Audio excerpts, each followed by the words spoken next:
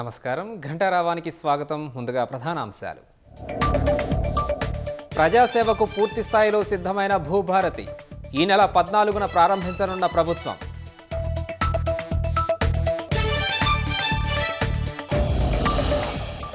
తిరుమల శ్రీవారి ఆలయంలో భద్రతా వైఫల్యం.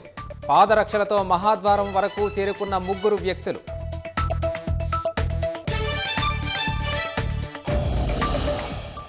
దేశవ్యాప్తంగా ఘనంగా హనుమాన్ చిన్న జయంతి ఉత్సవాలు. అయోధ్య రామ మందిరానికి పోటెత్తిన భక్తజనం.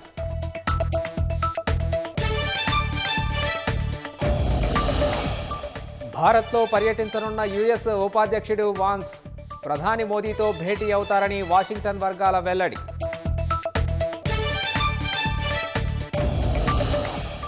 తాగునీటి ఎద్దడిని జయించిన ముషీరాబాద్ పద్మశాలి కాలనీ.